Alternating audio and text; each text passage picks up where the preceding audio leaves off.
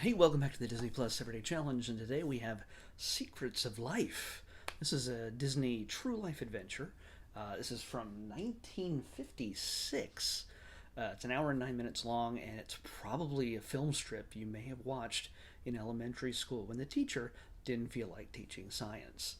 At least it feels like that. Winston Hibbler is the narrator for your journey on their true life adventure through the secrets of life. It shows, I mean, in all seriousness, I realize I'm being snarky, but in reality, they give a big thank you to the people who were making use of what were, at that time, new photographic um, tools and elements that we've gone beyond in many ways.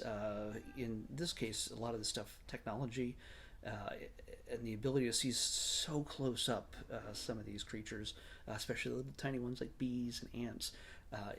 It was astounding at that time. It was unheard of. So if you didn't fall asleep in fourth grade or whatever it was, in, while watching this film strip, I mean, I imagine it was made into a film strip at some point. It's fairly educational, and it's about Winston attempts to, of course, humanize a number of elements throughout, but it's really fairly standard science stuff. So you get sped up video of plants growing and spreading seeds and pollen, then by themselves. It looks almost like they're alive. They are alive, but I mean like sentient, like scary alien creatures moving of their own volition. They're using the wind, but still, it's kind of freaky when you speed it up like that. And of course, they use the bees. The bees are an essential part of Earth's ecosystem. If they start disappearing, that means the plants have a much harder time growing, and then we lose oxygen and we all die. So bees are important. Same thing they're getting real close on the ants, and you get see a lot of ant battles, ants fighting each other, and bees fighting each other, and queen bees fighting each other. Really, there was a queen bees battle to the death. They make a bunch of them, like a half dozen of them or so for every colony, and then the first one to emerge has to kill the other ones with their stinger that doesn't fall off, and then they dispose of the bodies of the other ones. Even when, say, maybe one emerges a few minutes later, and then they have to battle. Sometimes it's just one that emerges and she just kills them in their cocoons or whatever, their little pods, and that's the secrets of life, kids. Uh, so yeah, it's we move on to like ants and fish, and a lot of these are not like shot in nature. A lot of the stuff is shot in specially formed, I guess, ecosystems up against a pane of glass, so they could easily photograph them. So beehive was brought in, and then let the bees build out a beehive in a controlled environment where they could shoot through a pane of glass. Same thing with ants and their tunnels and everything else, and fish who are, you know, underwater, the archer fish that literally spit up out of the water to nail like moths and bugs and butterflies and whatever, and then they chomp them and take them down. It's pretty creepy. We see spiders that grow, that basically swim underwater. They can't breathe underwater, so they take a bubble with them, use that to breathe, but also use it to add to their underwater lair.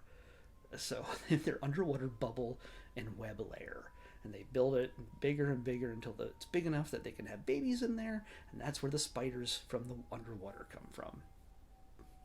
So yeah, we get plants, we get bugs, we get fish, we get and again, it's all about perpetuating, reproducing their species, and it's not sexy at all. It's very very dry, but it is what it is. That is nature. Nature is sexy, so sex is natural.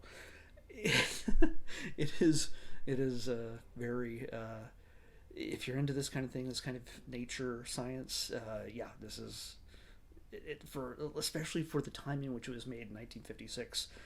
There are probably National Geographic specials that are in 4K and super ultra high definition that probably go into a whole lot more detail and have guys doing voiceovers that sound like Ryan Seacrest or something. But this is 1956, so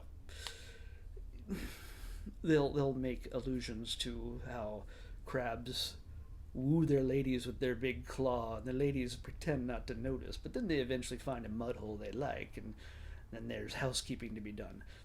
Yes, it's very dated culturally. It's yeah, it's 1956. There's no disclaimers in front of this one. It's just you know a product of its time, as I often say. So yeah, it's nothing that you're gonna like be amazed and stunned and oh my gosh, I need to watch this again situation. But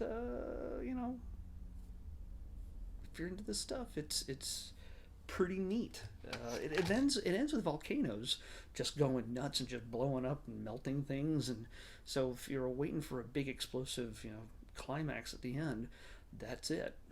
It's got volcanoes terraforming whole areas, and yeah, it's it's got the big finish there for you, especially if you were sitting in class for an hour waiting for that to happen.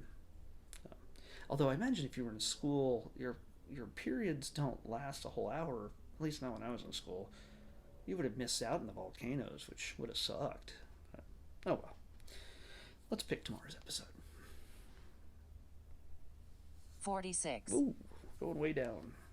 46.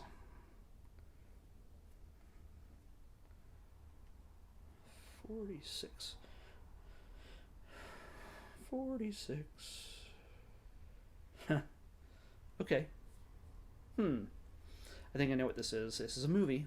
I have not seen it, but I think it's probably one of the few, if not the only, major motion picture collaboration with Adam Sandler, with Disney. It is Bedtime Stories. I think that's what this is. Bedtime Stories. So it's Adam Sandler kind of doing his own thing. I have not seen it, so this will be all new to me as well. It's all a guess. I could be completely wrong about all of this, but Bedtime Stories is what the Disney Plus Everyday Challenge is having tomorrow. See you then.